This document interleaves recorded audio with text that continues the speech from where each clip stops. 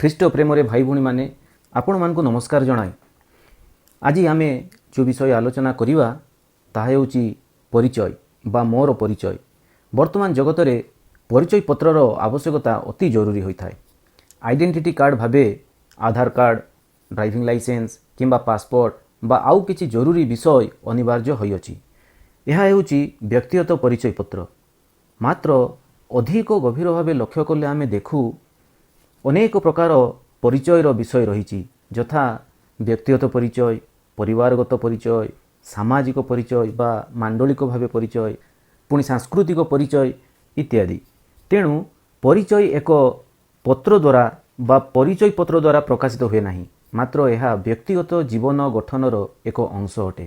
ପରିଚୟ ପତ୍ରରେ କେବଳ ନାମ, ଘରର ଠିକଣା ବା ଜନ୍ମ ତାରିଖ ଥାଏ, କିନ୍ତୁ ପରିଚୟ ତିଆରି ହୁଏ ସେତେବେଳେ ଯେତେବେଳେ ଆମେ ଶାରୀରିକ ଏବଂ ମାନସିକ କାର୍ଯ୍ୟ ଦ୍ୱାରା ନିଜର ସ୍ୱଭାବ, ଚରିତ୍ର ବା ଗୁଣାବଳୀ ଆମେ ପ୍ରକାଶ କରୁ। ପୁଣି ଯୁବାବସ୍ଥାରେ କିଛି କିଛି ପିଲା ସେମାନେ ନିଜ ମନରେ ଏହି ପ୍ରକାର ଭାବି ଚାଲିଥାନ୍ତି ଯେ ମୁଁ କିଏ, ମୁଁ କାହିଁକି ପୃଥିବୀରେ ଅଛି, ମୁଁ କ'ଣ କରୁଛି ବା ମୁଁ କ'ଣ କରିବା ଦରକାର, ମୁଁ ଯାହା କରୁଛି ତାହା ଠିକ୍ ବା ଭୁଲ, ମୋର କର୍ତ୍ତବ୍ୟ କ'ଣ, ମୋର ସୃଷ୍ଟିକର୍ତ୍ତା କିଏ, ମୋର ଅସ୍ତିତ୍ୱ କେଉଁଠାରୁ ଆସିଲା, ଏହି ପ୍ରକାର ବିଭିନ୍ନ ପ୍ରଶ୍ନ ସେମାନଙ୍କ ମନରେ ଆସେ। ତେଣୁ ନିଜର ପରିଚୟ ବିଷୟକୁ ସନ୍ଧାନ କରିବା ମଣିଷର ଏକ ସାଧାରଣ ଗୁଣ ବା ବିଷୟ। ପୁଣି ଏହି ପୃଥିବୀରେ ଦୁଇ ପ୍ରକାର ବ୍ୟକ୍ତିତ୍ୱ ଦେଖାଯାଏ। ଯେଉଁମାନେ ନିଜର ଆଇଡେଣ୍ଟିଟି ବା ପରିଚୟ ଗଠନ କରିବା ପାଇଁ ଅତ୍ୟଧିକ ଭାବେ ସେମାନେ ଚିନ୍ତାଶୀଳ।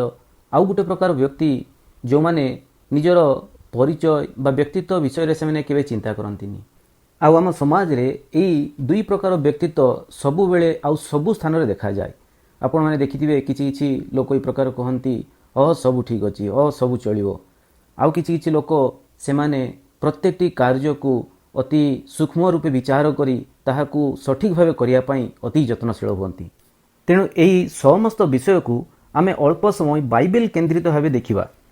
କାରଣ ବାଇବେଲ ହେଉଛି ସତ୍ୟ ଓ ଜୀବନ୍ତ ବାକ୍ୟ। ଏହା ଈଶ୍ୱରଙ୍କ ମୁଖ ନିଃସୃତ ବାକ୍ୟ। ଆଉ ବାଇବେଲ ଏହି ପ୍ରକାର ଲେଖାଯାଏ, ଆକାଶ ଓ ପୃଥିବୀ ଲୋପ ପାଇବ, ମାତ୍ର ଈଶ୍ୱରଙ୍କ ବାକ୍ୟ ସମୂହ କଦାପି ଲୋପ ପାଇବ ନାହିଁ। ତେଣୁ ଯେ କେହି ସତ୍ୟ ଈଶ୍ୱରଙ୍କ ଉପରେ ଆସ୍ଥା ରଖିଛି ସେ ବାଇବେଲ ପଢ଼ିବା ଆବଶ୍ୟକ। କାରଣ ବାଇବେଲ କେବଳ ଖ୍ରୀଷ୍ଟିଆନମାନଙ୍କ ପାଇଁ ନୁହେଁ, ଏହା ସମଗ୍ର ମାନବ ଜାତି ପାଇଁ ଲେଖାଯାଇଅଛି। କାରଣ ଈଶ୍ୱର ଜଗତକୁ ପ୍ରେମ କରି ତାଙ୍କର ଅଦ୍ୱିତୀୟ ପୁତ୍ରକୁ ଅର୍ଥାତ୍ ଯୀଶୁ ଖ୍ରୀଷ୍ଟଙ୍କୁ ଏହି ଜଗତକୁ ପଠାଇଲେ। ଯେ ତାହାଙ୍କଠାରେ ବିଶ୍ୱାସ କରିବ ସେ ବିନଷ୍ଟ ହେବ ନାହିଁ, ମାତ୍ର ଅନନ୍ତ ଜୀବନ ପାଇବ। ସେଥିପାଇଁ ଆଉ ମୁଁ ରୋମିଓ ପୁସ୍ତକ ତାର 11 ଅଧ୍ୟାୟ 36 ପଦ ପଢ଼ୁଛି, ଆପଣ ଦେଖନ୍ତୁ। ସେଠାରେ ଏହି ପ୍ରକାର ଲେଖାଯାଉଛି, ଯେଣୁ ସମସ୍ତ ବିଷୟ ତାହାଙ୍କଠାରୁ, ତାହାଙ୍କ ଦ୍ୱାରା ଓ ତାହାଙ୍କ ନିମନ୍ତେ ଯୁଗେ ଯୁଗେ ଗୌରବ ତାହାଙ୍କର, ଆମେନ୍।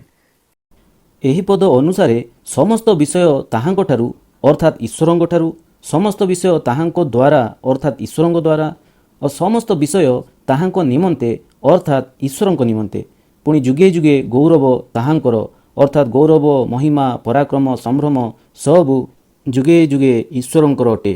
ତେଣୁ ପ୍ରଭୁ ଯୀଶୁ ଖ୍ରୀଷ୍ଟ ଯିଏକି ମୃତମାନଙ୍କ ମଧ୍ୟରୁ ଉତ୍ଥିତ ହେଲେ, ଆଉ ତାହାଙ୍କ ପାଖରେ ସମସ୍ତ ଆଧିପତ୍ୟ, କର୍ତ୍ତାପଣ, ଶକ୍ତି, ପ୍ରଭୁତ୍ୱ, ପୁଣି ଇହକାଳ ଓ ପରକାଳରେ ଯେତେ ନାମ ଖ୍ୟାତ ସେ ସମସ୍ତ ଠାରୁ ଉନ୍ନତ ହୋଇଅଛନ୍ତି।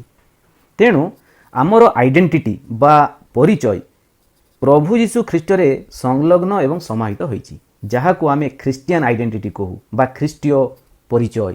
ତେଣୁ ଆମେ ଆଉ ଆମ ନିଜ ପରିଚୟକୁ ଉନ୍ନତ ନ କରି ଆମ ମଧ୍ୟରେ ଖ୍ରୀଷ୍ଟଙ୍କୁ ଉନ୍ନତ କରିବା ଦ୍ୱାରା ଆମ୍ଭମାନଙ୍କ ମଧ୍ୟରେ ଏକ ଖ୍ରୀଷ୍ଟିଆନ ଆଇଡେଣ୍ଟିଟି ସୃଷ୍ଟି ହୁଏ।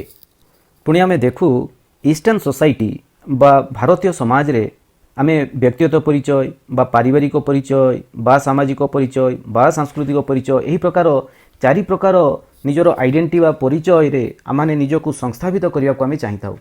କିନ୍ତୁ ପାଶ୍ଚାତ୍ୟ ଦେଶମାନଙ୍କରେ ସେମାନେ ମୁଖ୍ୟତଃ ସେଲ୍ଫ ଆଇଡେଣ୍ଟିଟି, ଆତ୍ମକେନ୍ଦ୍ରିତ ଭାବେ କିମ୍ବା ସେଲ୍ଫ ଏସର୍ସନ୍ ବା ନିଜର କ୍ଷମତା ବା ଇଚ୍ଛା ଶକ୍ତି ଉପରେ ସେମାନେ ପୁରା ନିର୍ଭର କରନ୍ତି। ତେଣୁ ଆଜି ପାଶ୍ଚାତ୍ୟ ସମାଜ ଧୀରେ ଧୀରେ ଧୀରେ ଧୀରେ ଈଶ୍ୱରଙ୍କ ଠାରୁ ଦୂରେଇ ଯାଉଛି। କାରଣ ସେମାନେ ସେମାନଙ୍କର ପରିବାରଗତ ଭାବେ ପରିଚୟ ବା ମାଣ୍ଡଳିକ ପରିଚୟ ବା ସାମାଜିକ ପରିଚୟକୁ ସେମାନେ କେବେ ଧ୍ୟାନ ଦିଅନ୍ତି ନାହିଁ।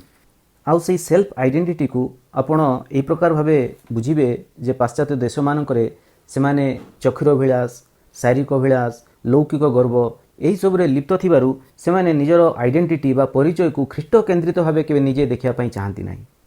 ମାତ୍ର ଏହି ପୃଥିବୀରେ ଯେତେ ଲୋକ ନିଜକୁ ଈଶ୍ୱରଙ୍କ ଅନୁଗ୍ରହ ତଳେ ସମର୍ପଣ କରନ୍ତି, ଈଶ୍ୱରଙ୍କୁ ପ୍ରେମ କରନ୍ତି, ଭୟ କରନ୍ତି, ଭକ୍ତି କରନ୍ତି, ନିଜର ପରିଚୟକୁ ଖ୍ରୀଷ୍ଟଙ୍କଠାରେ ବିଲୟ କରିବା ଯୋଗୁଁ ସେମାନେ ସେମାନଙ୍କ ମଧ୍ୟରେ ଏକ ନୂଆ ସୃଷ୍ଟି ଦେଖିଥାନ୍ତି। ପୁଣି ପୁରାତନ ବିଷୟ ସବୁ ଲୋପ ପାଇଥାଏ।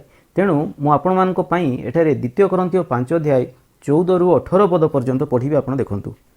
କାରଣ ଖ୍ରୀଷ୍ଟଙ୍କ ପ୍ରେମ ଆମ୍ଭମାନଙ୍କୁ ବଶରେ ରଖି ଚଳାଉଅଛି, ଯେଣୁ ଆମ୍ଭେମାନେ ଏହି ବିଚାର କରିଅଛୁ ଯେ ଜଣେ ସମସ୍ତଙ୍କ ନିମନ୍ତେ ମୃତ୍ୟୁଭୋଗ କରିଥିବାରୁ ସମସ୍ତେ ମୃତ ହେଲେ, ଆଉ ସେ ସମସ୍ତଙ୍କ ନିମନ୍ତେ ମୃତ୍ୟୁଭୋଗ କଲେ, ଯେପରି ଯେଉଁମାନେ ଜୀବିତ ସେମାନେ ଆଉ ଆପଣା ଆପଣା ନିମନ୍ତେ ଜୀବନଯାପନ ନ କରି ବରଂ ଯେ ସେମାନଙ୍କ ନିମନ୍ତେ ମୃତ୍ୟୁଭୋଗ କଲେ ଓ ଉତ୍ଥିତ ହେଲେ ତାହାଙ୍କ ନିମନ୍ତେ ଜୀବନଯାପନ କରନ୍ତି।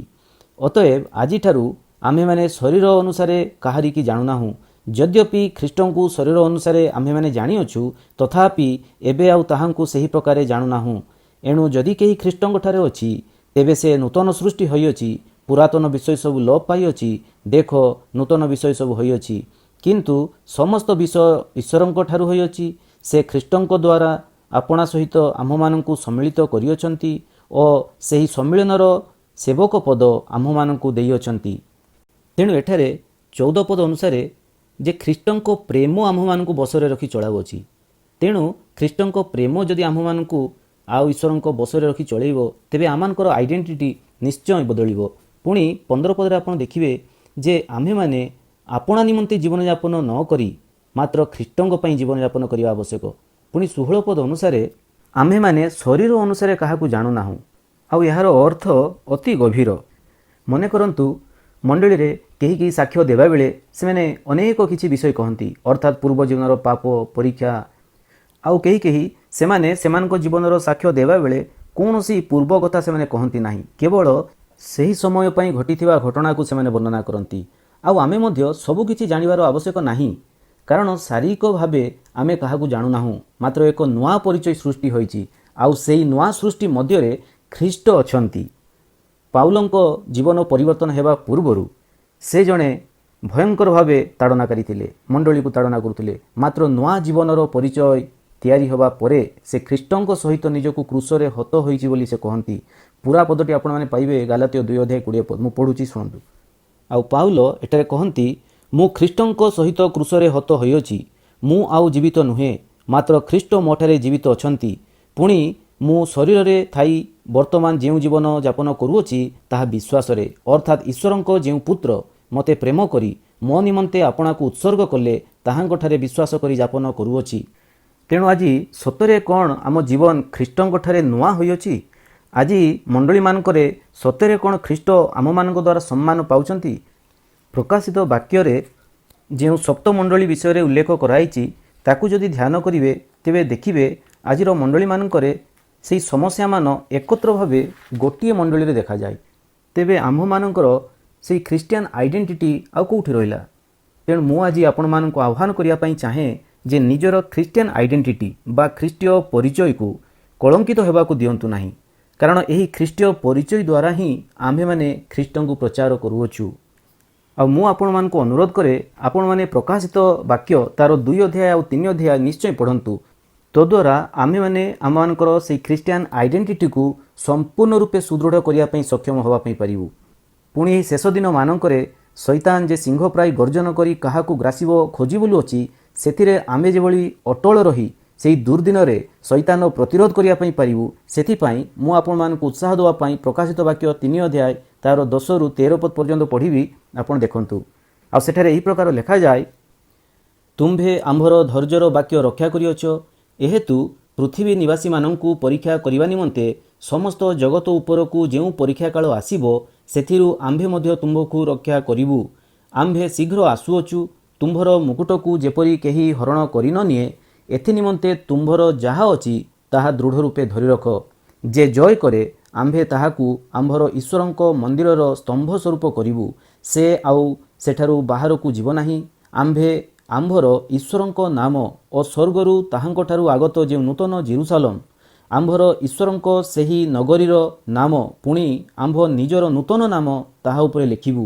ମଣ୍ଡଳୀଗଣକୁ ଆତ୍ମା କ'ଣ କହନ୍ତି? ଯାହାର କର୍ଣ୍ଣ ଅଛି ସେ ଶୁଣୁ। ତେଣୁ ପ୍ରିୟ ଶ୍ରୋତାମଣ୍ଡଳୀ, ଖ୍ରୀଷ୍ଟ ଯୀଶୁଙ୍କର ଯେପରି ମନ ଥିଲା ତୁମ୍ଭମାନଙ୍କର ସେହି ପ୍ରକାର ମନ ହେଉ। ପ୍ରଭୁ ଆପଣମାନଙ୍କୁ ବହୁଳ ରୂପେ ଆଶୀର୍ବାଦ କରନ୍ତୁ। ପୁଣି ଆପଣମାନେ ସଦାସର୍ବଦା ପ୍ରାର୍ଥନାରେ ଜାଗ୍ରତ ରୁହନ୍ତୁ। ଧନ୍ୟବାଦ।